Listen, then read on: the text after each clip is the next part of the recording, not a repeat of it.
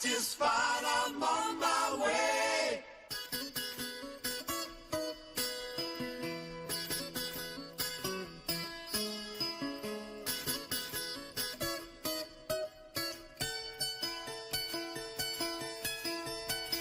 Take a straight and stronger course to the corner of your life. Make the White Queen run so fast, she hasn't got time to make you wife.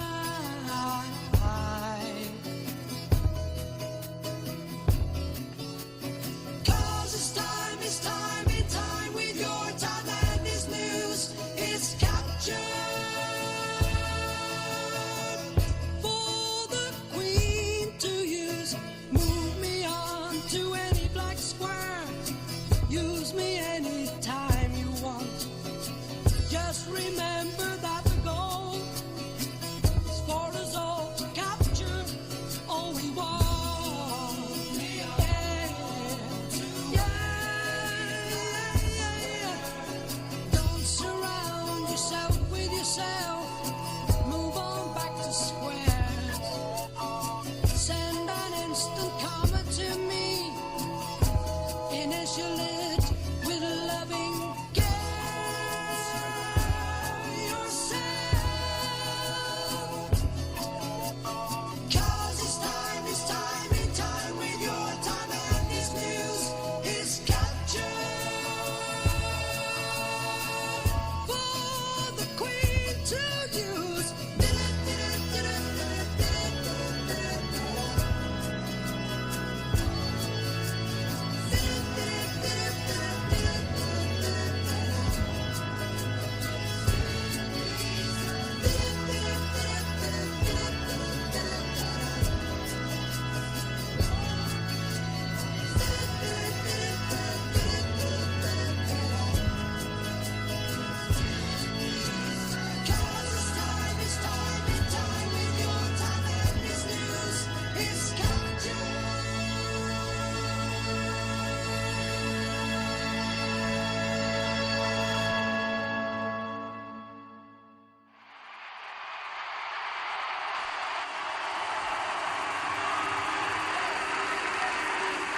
Yes, we can.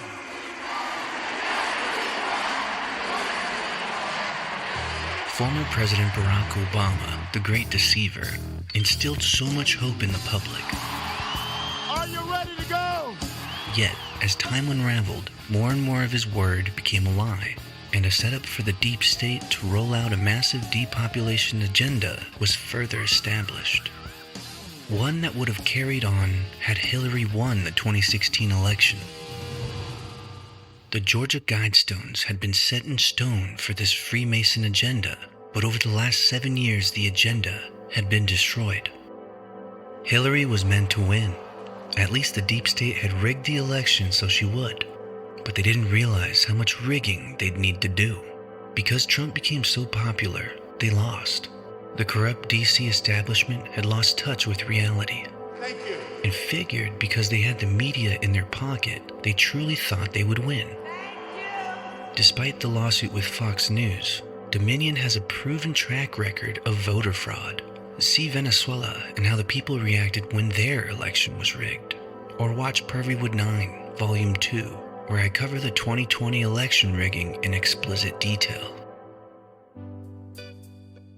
Trump is still commander-in-chief, despite the 2020 election results. And the clues are left in military laws and orders, such as the Military Justice Act, Executive Order 13818, 13848, 13912, and many more.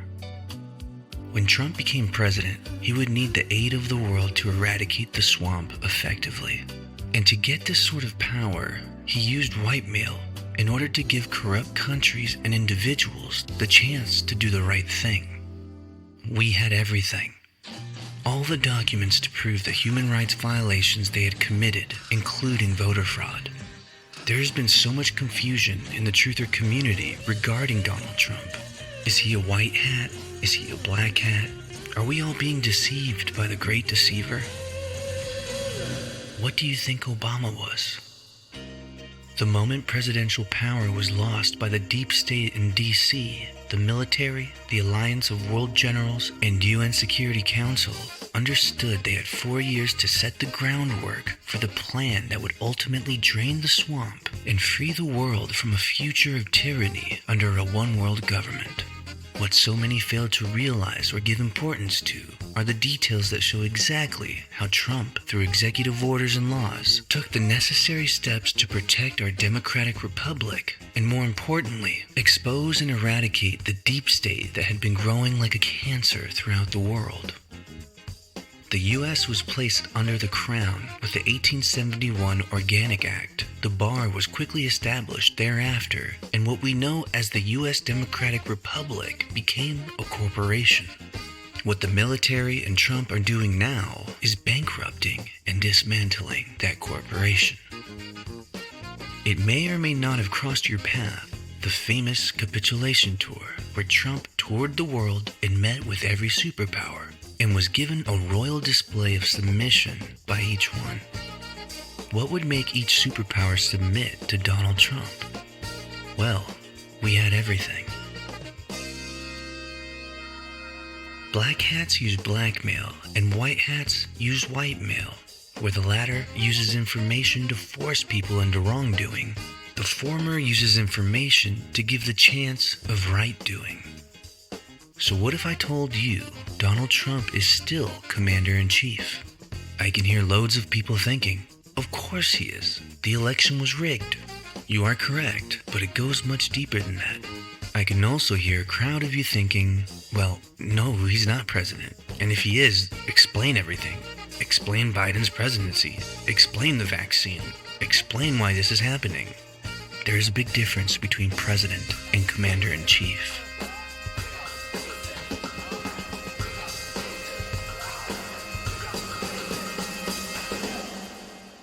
This film is for believers, and primarily for the doubters. The information to be presented can be verified via military executive orders and laws. That means this film isn't purely theoretical. Its majority is based in fact. It's based upon documentation that derives from .gov and .mil websites. This allows viewers to continue their research after the seeds of this film have been planted. Don't just blindly believe what is to be shown here. Let it guide you. By doing your own research, you will earn the reward of understanding and will be better able to explain this to your peers. And the hope you had forgotten will return in greater strength than ever before. So buckle up and enjoy the ride. By the end, you will realize why they say this is the greatest show on earth.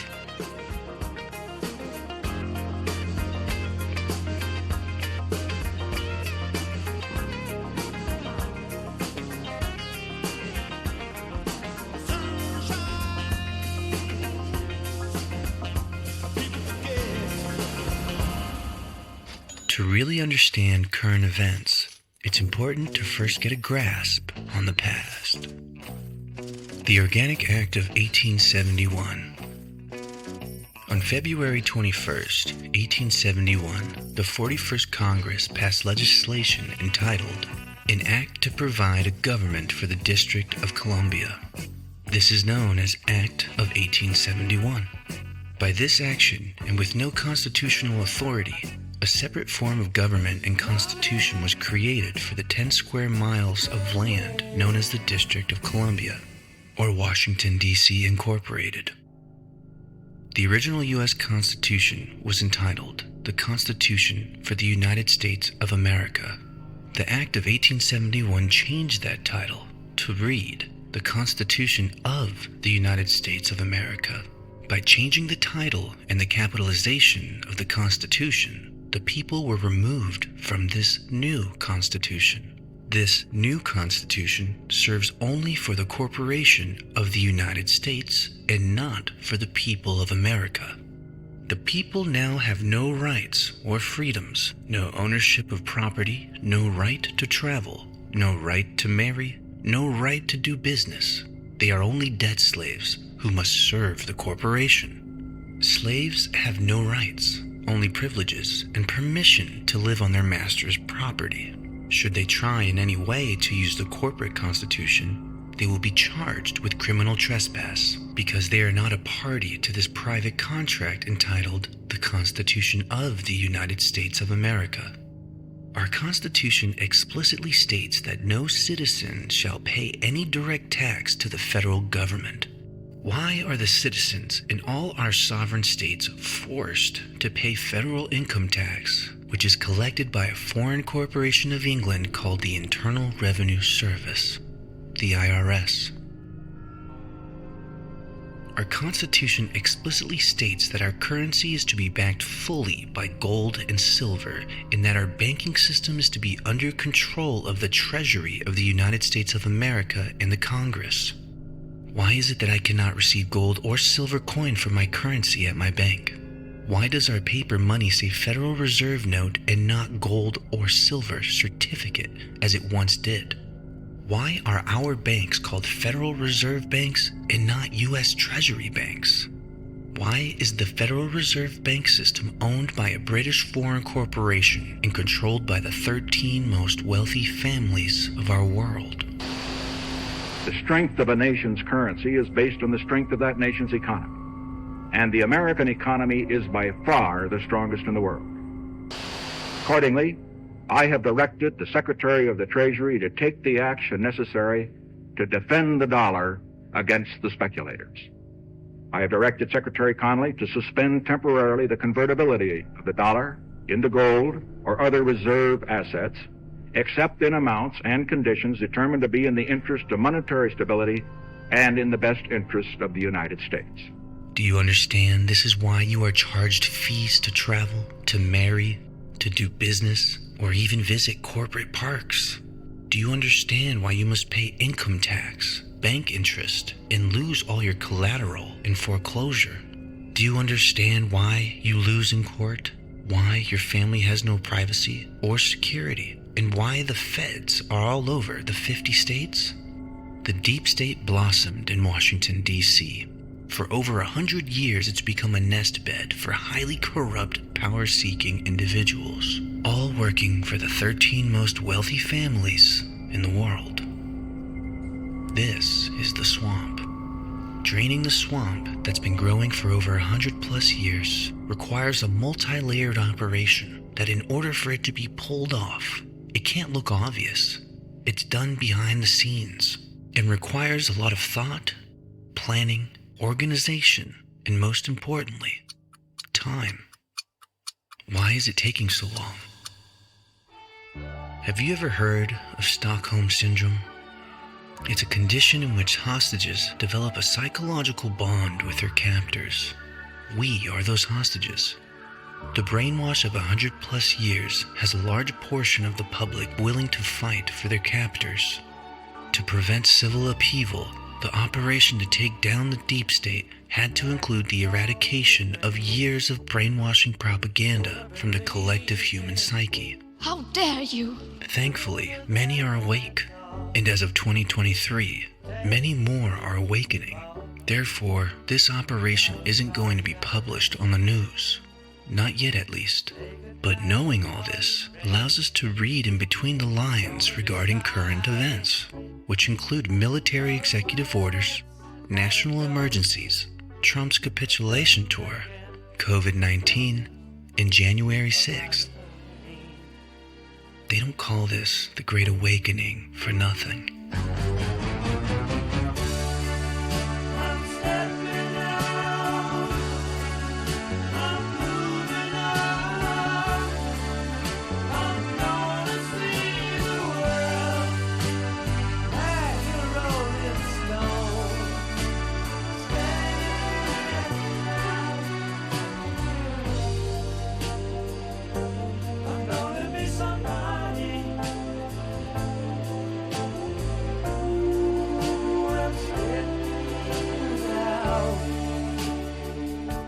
In order to start reading in between the lines and seeing current events with more accuracy, God helped us understand this plan further.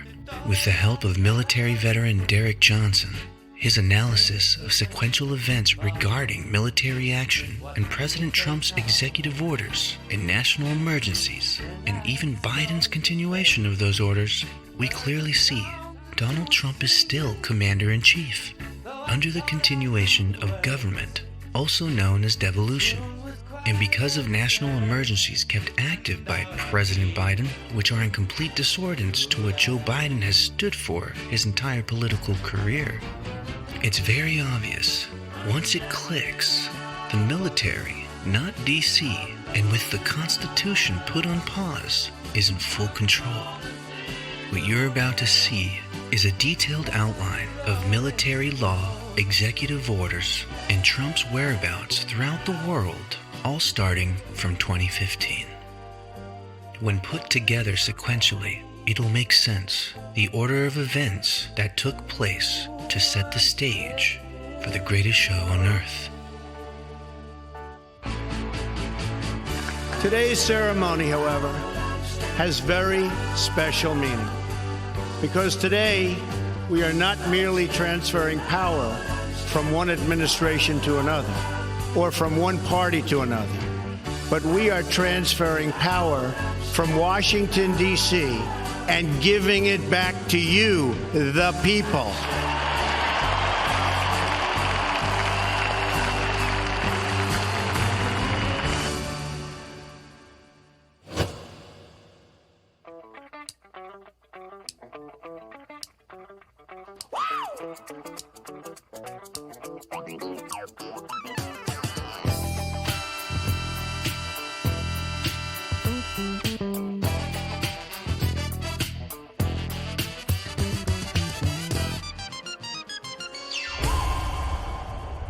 Department of Defense, The Law of War Manual, June 12, 2015.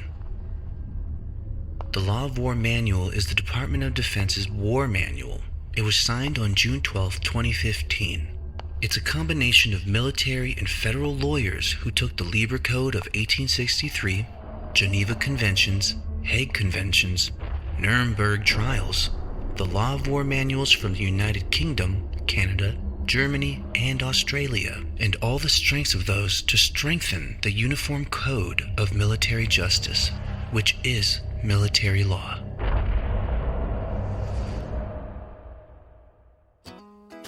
The Golden Escalator. In the moments before his announcement, Trump came down the Golden Escalator at Trump Tower prior to announcing his run for president. What are the odds of that, just 4 days after the Law of War Manual was passed?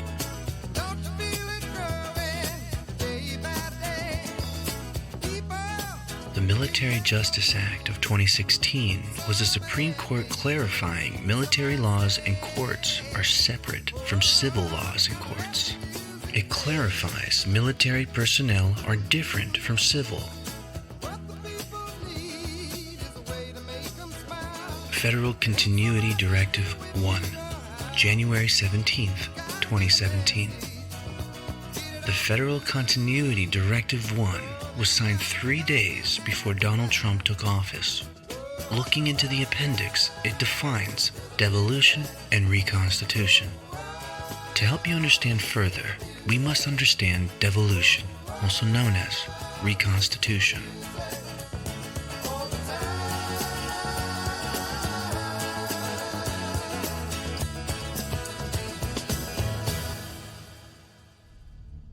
Devolution. Devolution is a component of continuity planning that establishes procedures to transfer statutory authority and responsibilities from an organization's primary operating staff and facilities to another designated staff and one or more facilities for the purpose of sustaining essential functions. Devolution may be temporary or may endure for an extended period. A devolution plan is activated upon the threat of or in response to a catastrophic emergency that either renders the organization's primary leadership and operating staff unavailable or leaves them incapable of sustaining essential functions from primary facilities. Reconstitution. Reconstitution is the final phase of a continuity event, the process by which surviving and/or replacement personnel resume normal operations and may occur at any designated location that provides the staff, facilities, and systems necessary to sustain essential functions. Just prior to the signing of Federal Continuity Directive 2 on June 13, 2017, the directive that would actually implement the continuity of government and so much more, Trump embarked on an international tour, famously known as the Capitulation Tour.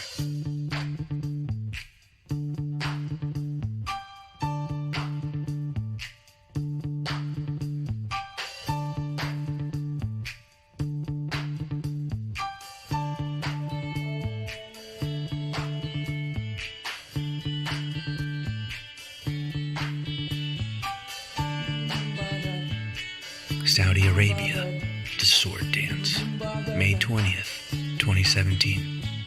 Pressure, pushing down on me, pressing down on you.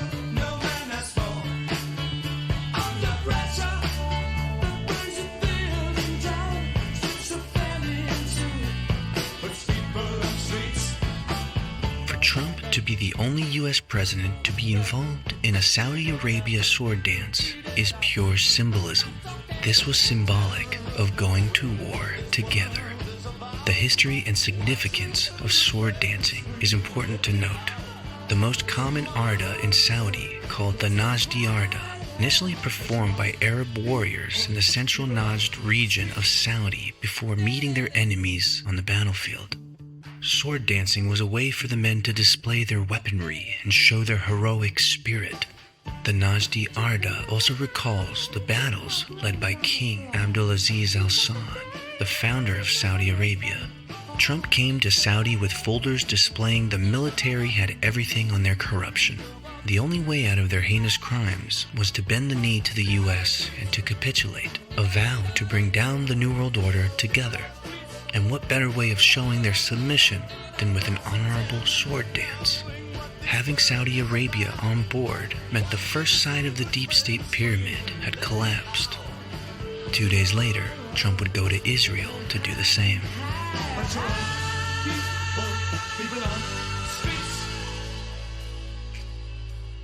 Israel, May 22nd, 2017. On Monday, May 22nd, President Trump arrived in Israel and was welcomed by President Rivlin. Shortly after arriving, President Trump and Rivlin delivered remarks. Most importantly, President Rivlin proclaimed, America is back in the area. America is back again. Israel publicly submitted by allowing the U.S. to move our embassy to Jerusalem and with our military protection. And to this day, Saudi Arabia and Israel are still getting along.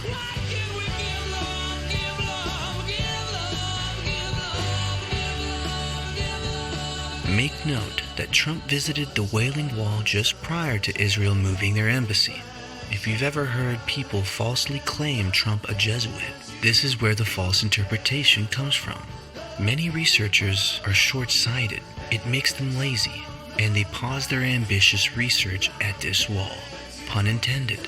They judge the trees, but not the forest, therefore misunderstanding. This was a massive goal in the capitulation tour. What comes next, just 2 days later, is the most important stop of the entire tour, the Vatican.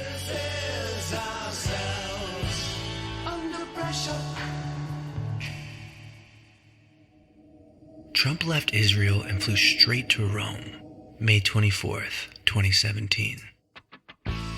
Pope Francis would now be shown concrete evidence of human trafficking provided by the new coalition of U.S., Saudi Arabia, and Israel. Red lines were drawn in the sand at Rome. The outcome? The Pope submitted to the U.S. publicly in this famous picture.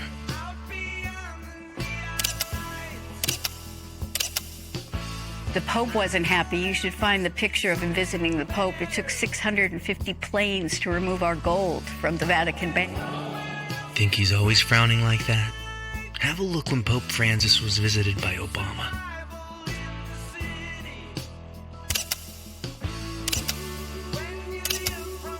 That same day, Trump flew to visit NATO, the North Atlantic Treaty Organization, and the EU, the European Union. May 25th, 2017.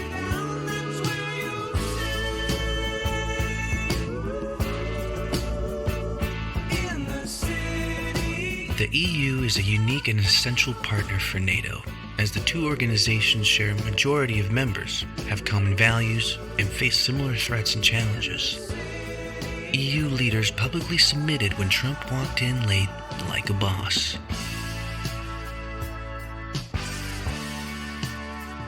Because now, we had everything. Trump truly was their boss.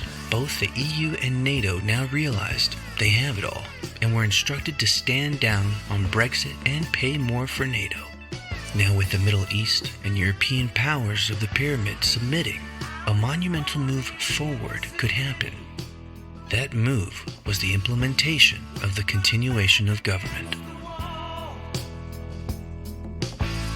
Nothing grows and life ain't very pretty. No one's there to catch you when you fall.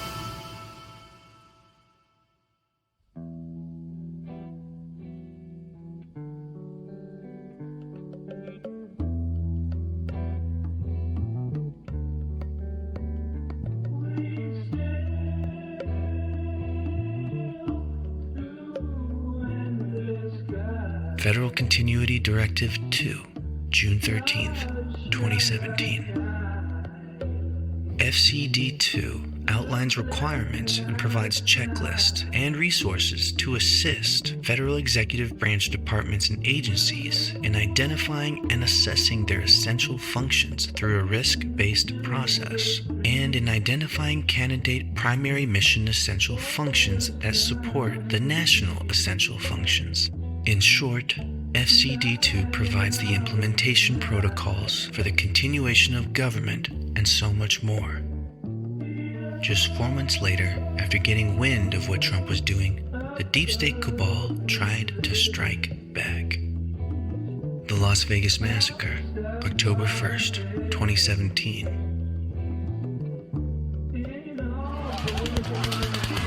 In a matter of seconds, a country music festival turned tragic, a storm of gunfire raining down upon an innocent crowd. QPost 117 implied that they tried to take out the new Saudi Arabian Crown Prince bin Salman, who was a good guy in this film. The evil villain? The former Saudi Arabia Crown Prince Al Walid. It was during the Las Vegas battle that he was neutralized.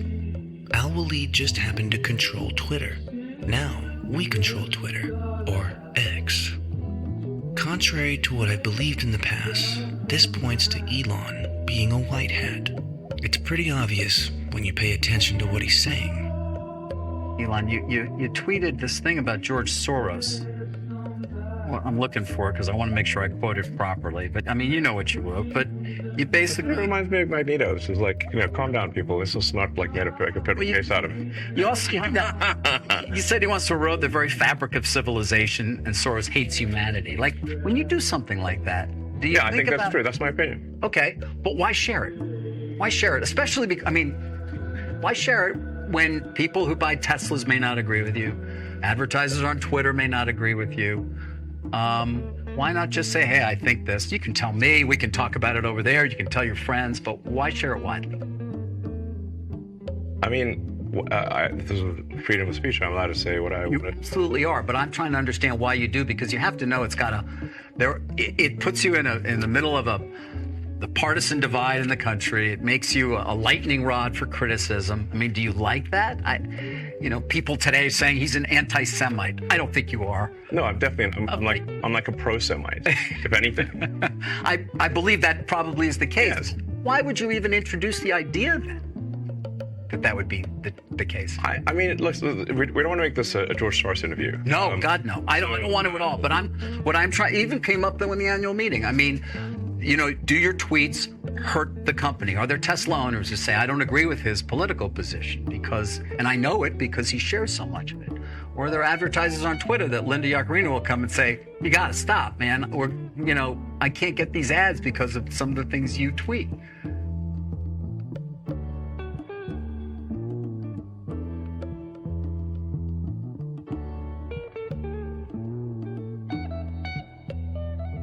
You know, I'm reminded of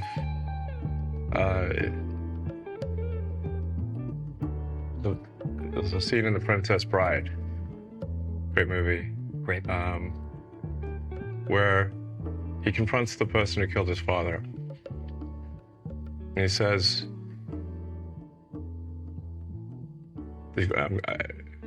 offer me money.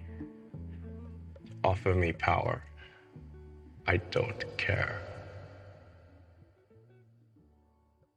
The Las Vegas massacre was a key event, as Trump saved bin Salman's life, as intel had shown Prince Al-Walid was planning to assassinate him. As we mentioned before, we had everything. Now bin Salman owes his life to Trump, which led to the Saudi government overthrow, October 24th, 2017. All right, so we begin in Saudi Arabia, where Crown Prince Mohammed bin Salman has detained some of the most high-profile members of the royal family, and that includes former Crown Prince Mohammed bin Nayef, as well as Prince Ahmed bin Abdul Aziz Al Saud, the younger brother of the Saudi king. All suggests that they have both been accused of treason. The Saudi guards have also arrested one of Mohammed bin Nayef's brothers. They're now likely to be under the threat of life imprisonment or possible execution. Both could have rivaled Crown Prince Mohammed bin Salman to the throne if King Salman dies. Quite a surprising move here by Prince Mohammed. I mean, most of all, this arrest or detainment of Al-Walid. What does this mean for? Let's tackle Al-Walid first. He's being detained. We're not exactly sure where, but what does this exactly mean for him and Kingdom Holding? 23 days later, one side of the pyramid fell completely when Saudi Prince Al-Walid was arrested by Mohammed bin Salman. This happened just 3 weeks after the Las Vegas massacre. Prince Al-Walid owns the top floors of the Mandalay Bay. Intel points to Trump being in Vegas that night, and a few weeks later, the Saudi government gets overthrown. Now the capitulation tour would continue as Trump made his way to Asia for a 13-day, 5-nation tour. Japan, November 4th, 2017.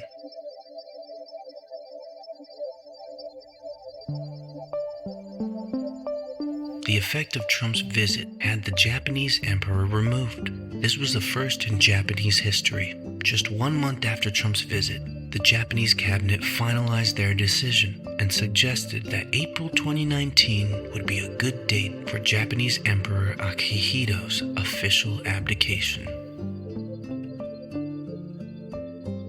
A sacred ceremony to mark the transition to a new era for the world's oldest continuous monarchy. With 2 of the 3 mysterious imperial regalia, a sword and a jewel, the emperor gave his final speech. Emperor Akihito was abdicated due to failure of his duties as emperor.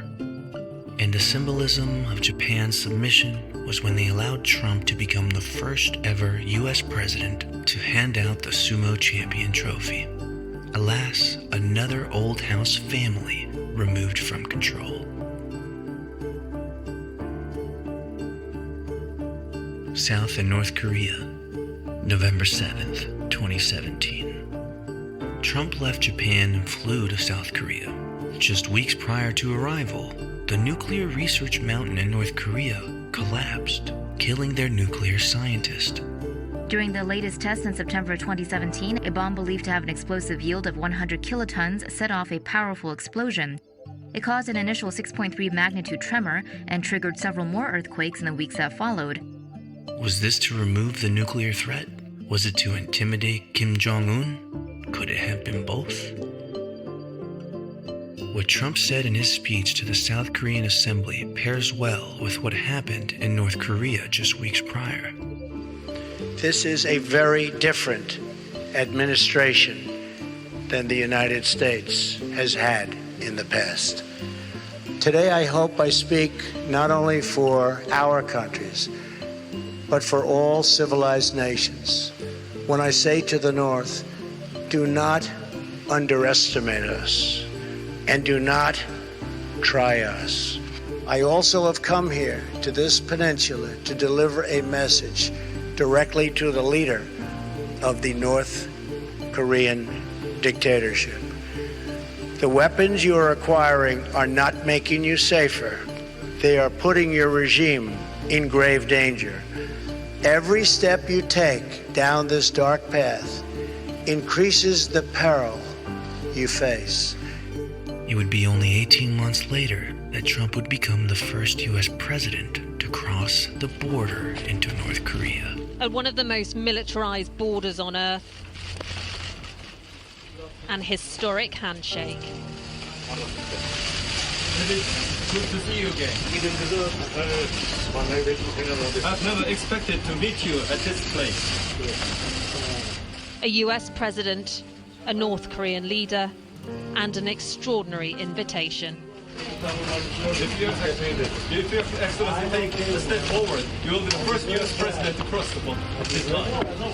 And Donald Trump didn't disappoint. Not just stepping, but positively striding into history books, the first sitting American president to meet a leader in the North.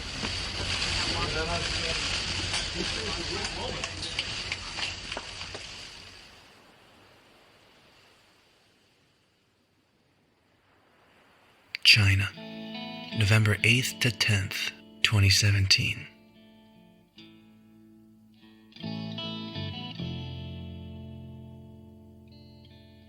Trump then flies to China at the invitation of Chinese President Xi Jinping to meet and dine in the Forbidden City. Trump became the first foreign leader to ever dine in the Forbidden City since the founding of modern China. This is a massive act of submission. Remember, Xi Jinping had already visited Trump at Mar-a-Lago for a few days in spring 2017. It's evident China wanted to rid itself of the deep state as well.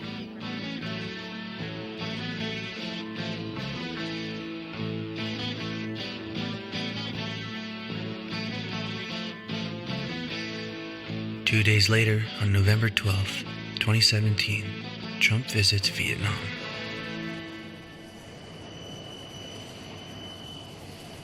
Trump then heads to Vietnam to get Southeast Asian leaders to submit, including Singapore and the Philippines. Trump is placed in the honor position to the right of the Vietnam leader as proof of submission. At the core of it all, it's about stopping trafficking. Philippines submit. On the Council of Foreign Relations website, Joshua Kurlansik writes on Trump and Philippines president having a bromance. He points to Trump making human rights a low priority in Southeast Asia. Joshua writes, "The Philippine president seems to appreciate a U.S. leader who has made human rights a low priority in Southeast Asia and who thus has mostly ignored any criticism of Duterte's undermining of the rule of law. Indeed, the Trump administration has downplayed human rights in all aspects of U.S. foreign policy, including bilateral meetings with foreign leaders and funding for rights and democracy programs within the U.S. government, among other areas." Trump extended his stay to attend another summit, and this marked the end of the Asia tour. And with no coincidence, the Trump administration executive orders, particularly on human rights violations, appeared just 1 month later. Donald John Trump would declare a national emergency with respect to serious human rights abuse and corruption around the world. Before we explore Executive Order 13818, it's best to take a minute to understand what an executive order actually is. Being that only 32% of Americans can accurately name all three branches of government, knowing the importance and meaning of an executive order is imperative, as the coming executive orders of late 2017 and 2018 and beyond are the framework, the blueprint, that has allowed monumental action to take place in taking down the deep state.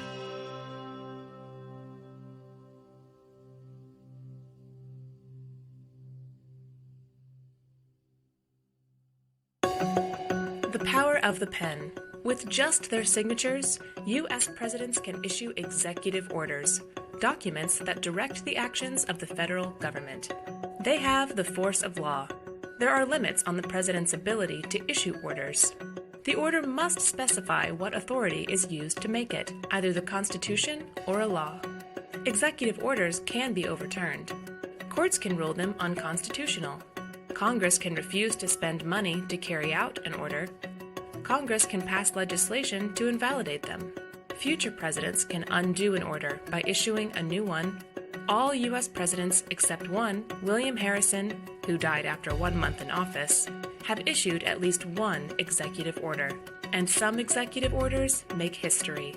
In issues large and small, presidents use executive orders to shift priorities and change the way the federal government does business.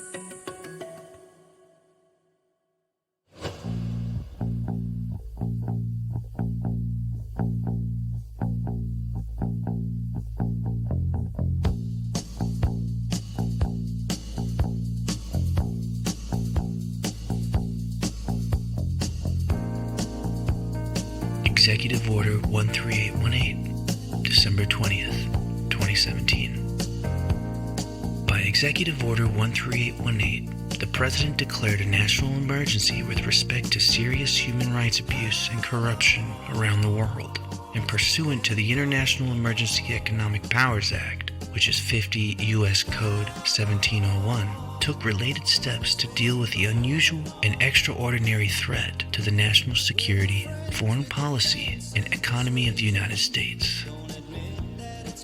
A national emergency is a situation in which a government is empowered to perform actions not normally permitted. The 1976 National Emergencies Act implemented various legal requirements regarding emergencies declared by the President of the United States. Setting an executive order with a national emergency is a very big deal. This executive order was solely based at its core a means to stop the massive human rights violations around the world. As the year ends, Trump begins 2018 with a continuation of the capitulation tour. Davos, Switzerland, January 26, 2018. As we enter 2018, the world leaders understand the plan, and average U.S. citizens are waking up to Q. Trump flies into the lion's den at Davos, Switzerland, with Soros present.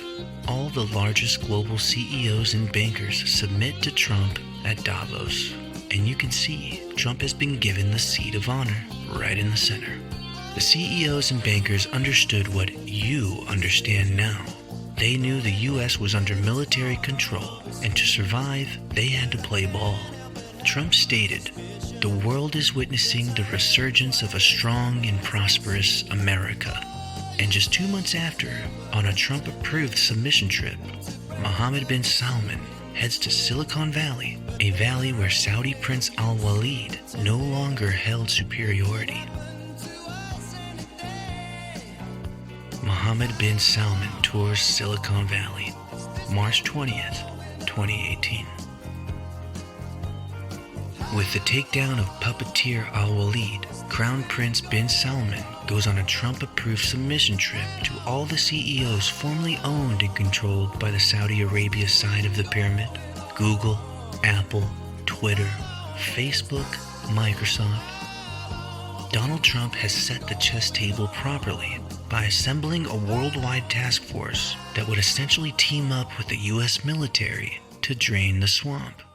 As Mohammed bin Salman set Silicon Valley straight, Trump came back to the White House and got busy.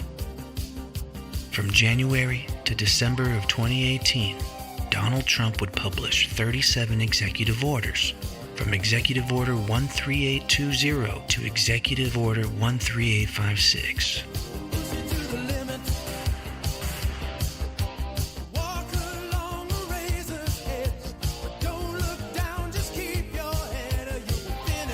The most important order would be 13848. We'll get to that very soon. Trump invites Macron to the White House.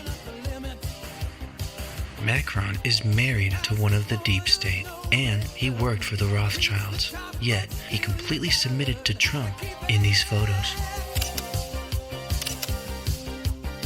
Trump has it all: and these leaders are being tasked with cleaning up their deep states, or Trump will declass it all.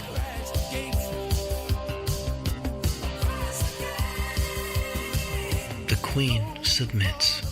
July 14th, 2018.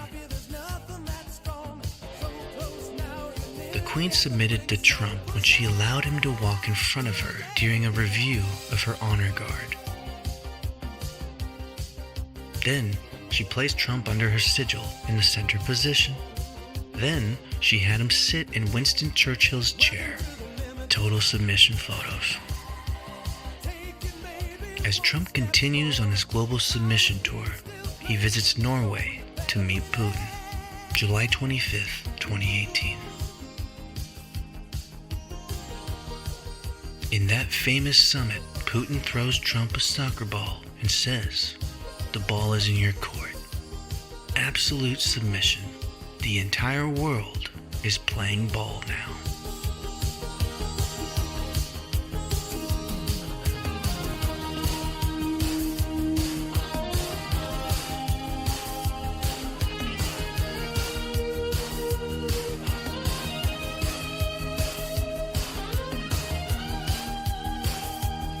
Now for the most important executive order, 13848, September 12th, 2018. Election interference. It was written 2 months before any election under Donald Trump. It's current and active till September 2024. That's right, Joe Biden has extended this executive order. This is a clue that the president is acting under Commander-in-Chief. This executive order traps all governors, attorneys, generals, Secretary of States, judges, and lawyers for not upholding and implying and enforcing the law. Executive Order 13848 carries a national emergency within it. Keep in mind, this was signed 2 months before any election under Donald Trump. It was 2 years before the presidential election of 2020 and 2 months before the midterms, meaning the only evidence of voter fraud was 2016 and prior. This explains why the Hillary camp, the DNC, and the Mockingbird media all sang the same tune, "Trump won't win." Executive Order 13848 specifically says, although there has been no evidence of a foreign power altering the outcome or vote tabulation in any United States election, foreign powers have historically sought to exploit America's free and open political system. Executive Order 13848 defines who it isn't referring to. Therefore, it defines who it is. If not foreign, it's domestic. It's referring to the Washington establishment. It's referring to the deep state, the cabal, the swamp. Trump now takes the capitulation tour to South America, Argentina, November 29th, 2018. Trump corrals all the global bankers together and forces their submission. Then, Trump walks off stage, leaving the Argentinian president all alone, showing Argentina's submission to Trump. Argentina is a trafficking hideout. It's why the Obamas frequently visit. 3 weeks later, Trump invites Brazil's Bolsonaro to the White House. March 19th, 2019. Trump welcomes a new friend to the table when Brazil elects their version of Trump with Bolsonaro as president. Many see the submission with his hands clasped, and quickly after his visit, Bolsonaro arrests Oprah's best friend, then accused trafficker, now guilty, John of God.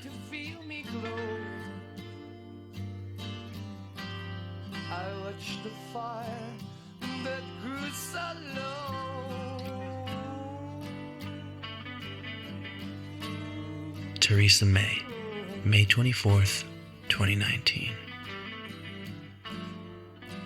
Remember when Theresa May cried and resigned to allow Boris Johnson, who's a Trump supporter, to take over as Prime Minister of England?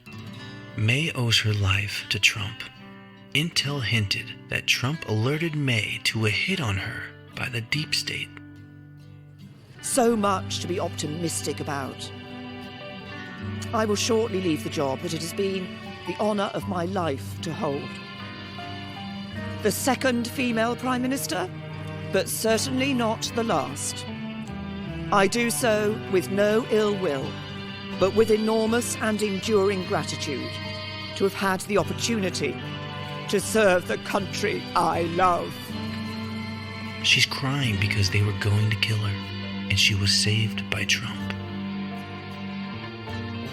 Space Force, established December 20th, 2019. The U.S. Space Force is responsible for organizing, training, and equipping Guardians to conduct global space operations that enhance the way our joint and coalition forces fight, while also offering decision-makers military options to achieve national objectives. Enhance the way our joint and coalition forces fight? This sounds like the branch of the military responsible for worldwide military operatives. Certainly something that was established on Trump's capitulation tour. It's key to note that Russia was the first nation to have a space force, and the Russians are known for gathering intel. It is said that Space Force was active in collecting all the election fraud that occurred during the 2020 election. After the onslaught of attempted indictments on Trump, there is now a leg to stand on legally for Trump to showcase the data they have that proves the election was rigged. Before Trump ends his international visits, he heads to India. Trump visits India, February 25th, 2020. Trump now turns his focus to India. Their leader Modi submits publicly to Trump with these hugs. He also clasped his hands together in this photo to show his hands were tied as he submitted. These comms are important to note, and they're very symbolic. Trump was greeted with a stadium of 100,000 Indians chanting, Namaste Trump! Namaste Trump! Namaste Trump! Trump ends his international visits with India and immediately focused on the battlefront back home. This is when the deep state released their Ukrainian bioweapon.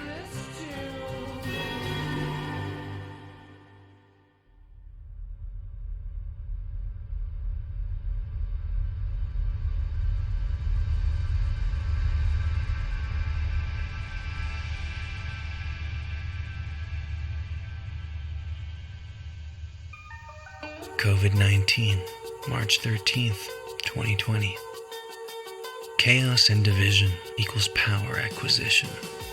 COVID was a biological chemical attack. It was going to be used with Hillary as president. They created a problem they already had a solution to.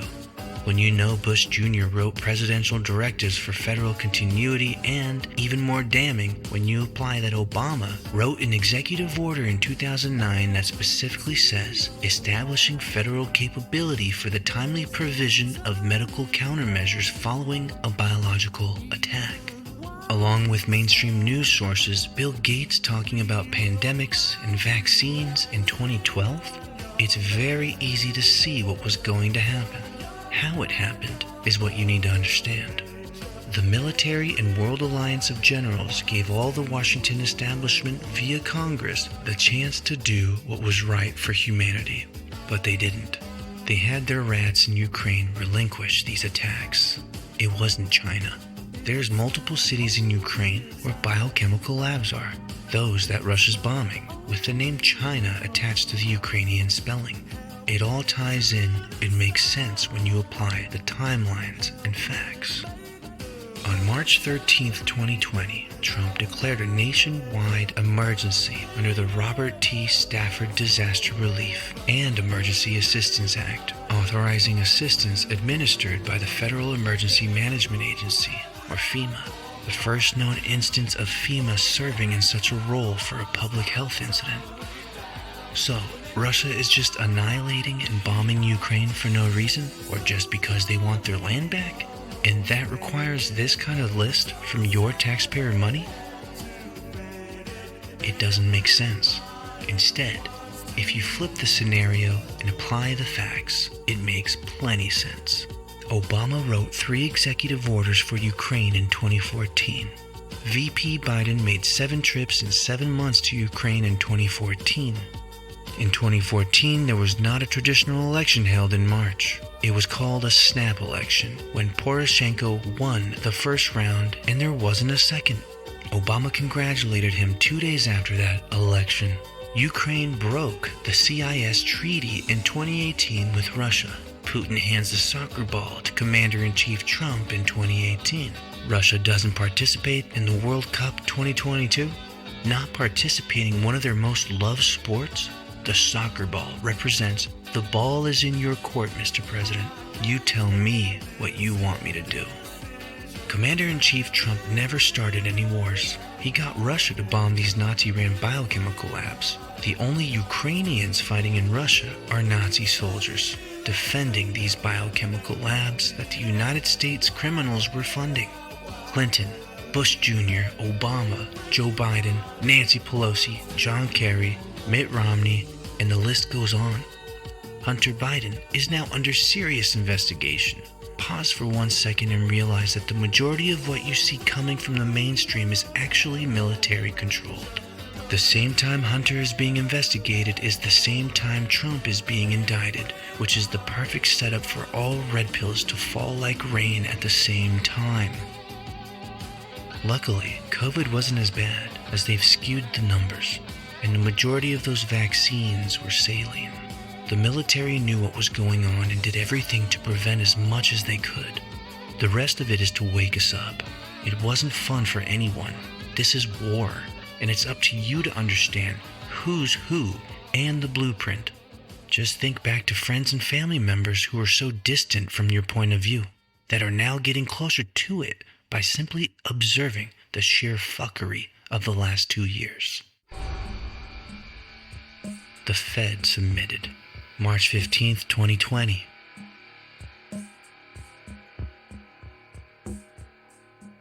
During COVID, the Federal Reserve took a back seat to the Trump-controlled Treasury Department for the first time in 100 years. The Fed submitted and paid out all liquidity while our Treasury secured the assets. It used to be the other way around. Fast forward to a glimpse of today and the Federal Reserve has gone bankrupt. New financial systems are being created, the dollar is failing and will die fairly soon. Here's the G7, a group of 7 of the world's advanced economies, including the US, UK, and Japan. And here's what some call the alternative from the developing world, the BRICS, formed by Brazil, Russia, India, China, and South Africa. The BRICS is trying to position itself as the voice for emerging economies and challenge Western dominance of global affairs. Its leaders are holding a summit in Johannesburg to discuss an historic expansion. More than 40 countries, including Saudi Arabia and Iran, want to join. The expansion of BRICS could definitely boost the group's global influence. Let's look at what a potential enlargement means for the alliance and its ambitions to shake up the global political and economic order. The original term BRIC was actually coined by a Goldman Sachs banker, grouping these really different countries together because they were so fast growing. The leaders of Brazil, Russia, India, and China formalized their relationship in 2009 and invited South Africa to join the alliance a year later. They decided to take that idea in an effort to create a bit of a political and economic counterpoint to what's perceived as the Western hegemony of the global political and economic spheres. The BRICS countries together make up more than 40% of the world's population and almost a third of the world's GDP. According to data from the International Monetary Fund, the bloc has already overtaken the G7 nations' share of the global economy on the basis of purchasing power parity. That's when the purchasing power of different currencies is equalized. Projections by Goldman Sachs show the world's economic balance shifting towards the BRICS and emerging economies. China is expected to overtake the US as the world's largest economy by 2050, with India climbing to number 3. China and India have experienced massive growth since the BRICS were founded in 2009 and certainly have helped them swell in importance and remain relevant on the global stage. China and Russia are pushing to enlarge BRICS. Experts say Beijing is keen to create an alternative grouping to counter the US and the West on the world stage.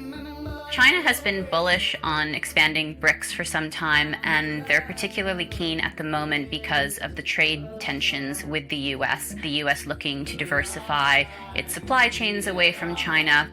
Russia sees an expansion as a way to gain more international allies following its full-scale invasion of Ukraine. South Africa publicly supports the expansion, as does Brazil, but experts say behind the scenes, Brazil and India want a more measured approach. It seems that they are concerned about the group leaning too autocratic, so they want to have very specific requirements for admission to make sure that there's a balance amongst the members and that it doesn't become sort of the autocratic G7. More than 20 countries have formally applied to become part of BRICS, ranging from Saudi Arabia to Ethiopia, Argentina, and Indonesia. Experts say Saudi Arabia is a strong candidate as a major economic and energy power in the Middle East with a growing role in regional diplomacy. Indonesia, with the world's fourth largest population, is another strong contender. Indonesia, being such a large economy and important in the electrification, clean energy tech, electric vehicles, might be a logical choice. One reason for joining the BRICS is gaining access to the bloc's new development bank. Since its founding in 2014, the bank has approved more than $30 billion in loans for development and infrastructure projects. Access to funding from this bank, which seem to be having more favorable terms than a traditional development bank like the World Bank or the IMF, is definitely something that's attractive to a lot of countries. The new development bank also wants to deepen the use of local currencies instead of the US dollar for trade and financing between the BRICS nations. Ultimately, experts say one of the biggest challenges for the BRICS to counter the West is to form a united voice on major global issues. Generally, the countries have pretty diverse and diverging interests in politics, on security issues, and even relations with the US. I think the group would like to be seen as an alternative political forum to the G7 group of developed nations. Whether or not it is able to achieve that, I think, will largely depend on what countries it admits.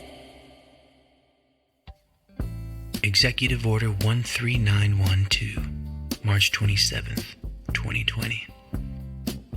Donald Trump federalizes the National Guard and reserves to active duty because of those unaddressed national emergencies. From 2017 to March 2020, Donald Trump declared 9 national emergencies. 7 were in executive orders, all were unaddressed by Congress. This equals a military operation, a continuation of government, a destroying of the federal corporation. Your 6-blade knife, do anything for you. Executive Order 13919, April 30th, 2020. President Trump signed Executive Order 13919, which gives the Secretary of Defense the authority to activate the reserve components of the military to federal duty. The military generals and their commanders, and Commander-in-Chief Trump, are now in full control of our nation and have been under multiple clauses under the Uniform Code of Military Justice, the Constitution, and federal law. All this implicates that Joe Biden is not the president.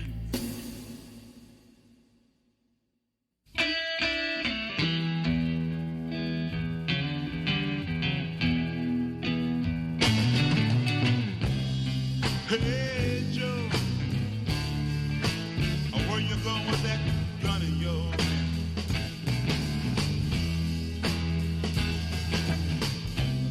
Hey Joe, I said where you going with that gun in your hand? If Biden was actually president, would he extend a number of these executive orders that go against his lifelong policies? Ones created by Trump specifically meant for the takedown of the cabal? This is a perfect sign that shows the military is in control of a lot of what you are seeing. Biden's admin is nothing but a continuation of government, but they're the side that's exposing their crimes to the public. They're destroying their system. They're all actors. The ones that aren't, they know what's going on. Continuation of government shows so. Biden has extended every single executive order with national emergencies and the Executive Order 13912 that federalized the National Guard and reserves to active duty. Every executive order has expiration dates, so why did he extend policies that don't align with his? Executive Order 13912 didn't set to expire until March 2022. Why did he extend it in 2021? He extended it again in 2022, which now makes the National Guard and reserves on active duty till March 2024. The Space Force has never been uttered from Biden's mouth. The Space Force articles have never mentioned Joe Biden. The Army transferred all communications to the Space Force in August 2022 for one command. Who's that commander if Joe Biden has never been mentioned by the Space Force? Who established the Space Force as an independent military branch in 2019? Donald Trump. The Air Force did not give Biden the traditional ride into D.C. on January 20th, 2021. Guess who the Space Force is a department of? The Air Force. There's multiple documented pictures on the Flight app of Coast Guard on Navy bases and Navy helicopters on Coast Guard stations. The Coast Guard is a department of Homeland Security during peacetime. They operate under the Navy during times of war. This implies we are at war. The Marines are a department of the Navy. That makes all military branches operating under military operation. Continuation of government, none of which recognize Biden as Commander-in-Chief. In every single National Guard article, Biden has not been mentioned, not once. Only the Secretary of Defense and/or the commanders of the brigade, battalion, or unit. Biden campaigned that he was going to shut down Gitmo, Guantanamo Bay. Why has he not revoked Executive Order 13823? Which is Donald Trump's executive order that revoked Obama's executive order to shut it down. If he was president, he would have the same powers and authority as every other president. But it's evident he doesn't, because he's not the president. In fact, he's not even alive, and we'll get to that soon. The rigged election, November 20th, 2020. How did President Trump, the military, and his administration know to write every key executive order from 2017 to 2021 with specific dates inside to be activated and enacted on after November 3rd, 2020, and after January 6th, 2021? Military has its own law, the Uniform Code of Military Justice. The Constitution is the highest law in the land, backed by the military. The military came first in our nation. The military was created to make sure the government did not get too radical, hence why they stepped in. This did not just start recently. Our country isn't the country you think it's been. From 2017 to 2021, a lot of you thought that certain Trump team members, staff, administration, and military turned on him, but they didn't. It was part of an operation. They're called white hat operatives. Optics within optics. If you didn't know about the laws, or if you weren't following the laws being signed from 2017 to 2021, you were blind and fell for the bait as you did with everything you witnessed from January 6th and January 20th to present day.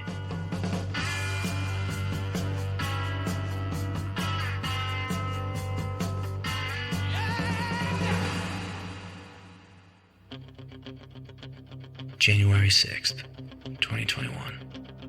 The military expected the 2020 election to be rigged, but to drain the swamp, they had to let it happen. They had to show the American public this way. Mike Lindell's documentary shows the real election results, with almost every state voting for Trump. The Executive Order 13848 issued the first national emergency. Then, on January 6, 2021, Secretary of Defense Christopher Miller activated the National Guard to federal duty, as was ordered in Executive Order 13919 by President Trump.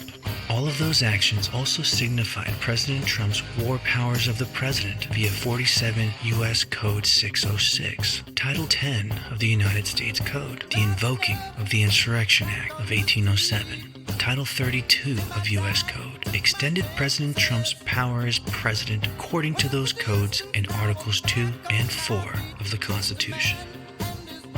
On January 6, 2021, after 2 objections, the insurrection took place. It wasn't an insurrection. It was all planned. The military was exposing the deep state. Because in our Constitution, in 3 U.S. Code 15, it tells you what was supposed to happen when those objections took place. That didn't happen.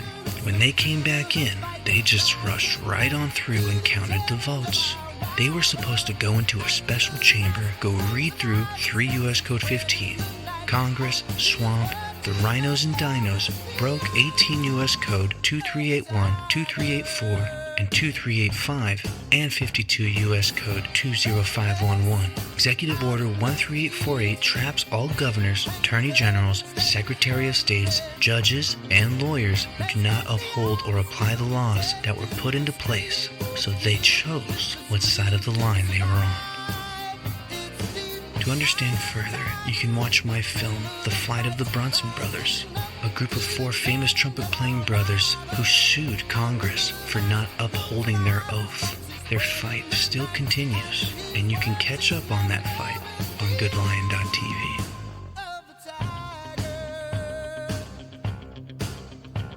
The deep state did in fact control the front lines with FBI operatives, getting us to enter the Capitol. I know because I am one.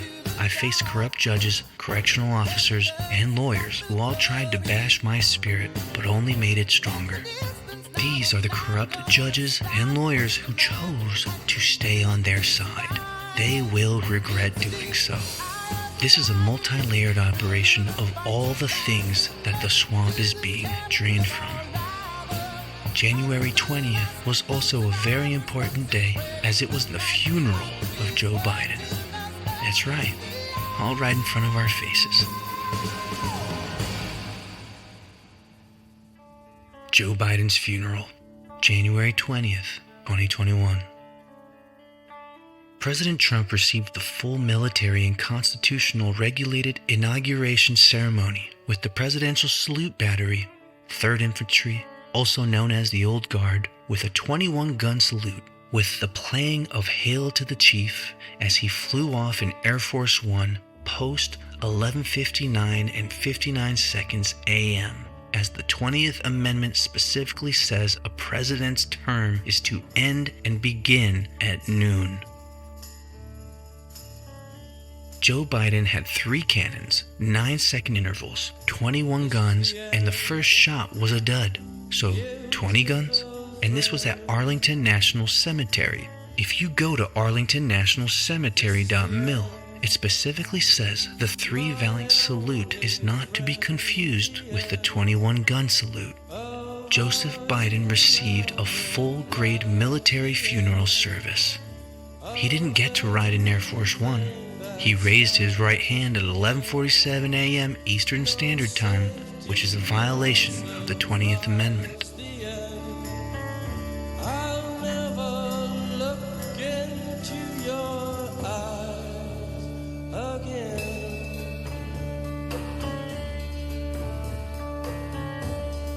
Can you picture what will be? So limitless and free, desperately in need of some stranger's hand in a desperate land. What we are witnessing today is still a continuation of government, aimed to reverse the radical brainwash of propaganda on our nation. You don't just flip a switch to change a public opinion.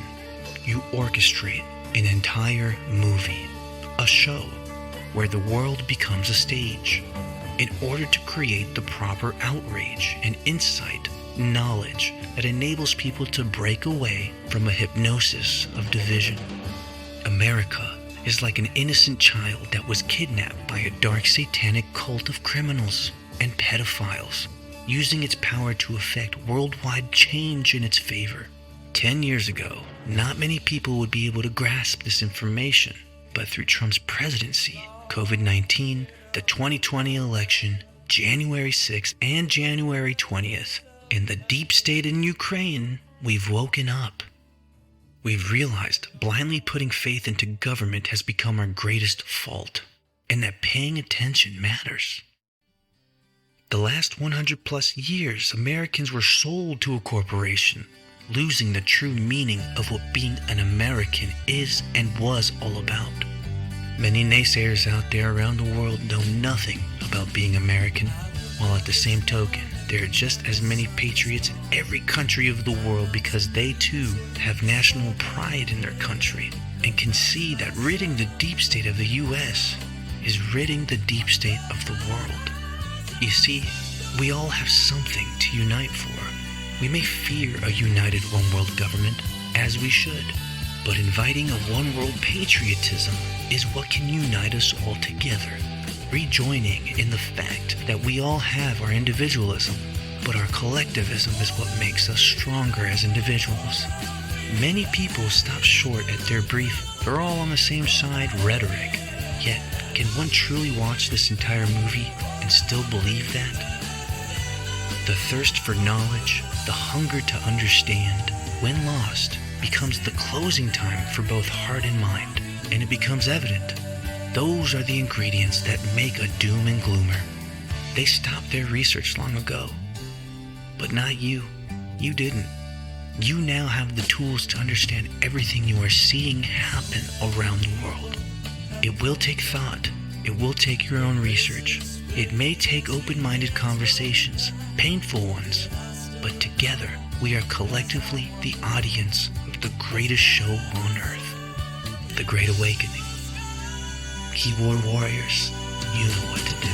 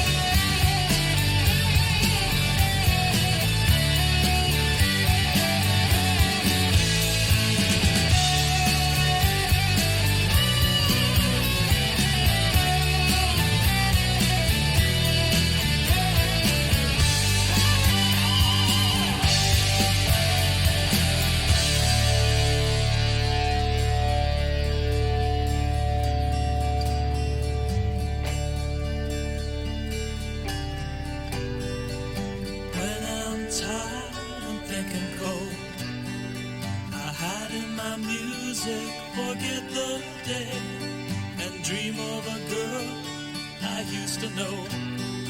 I close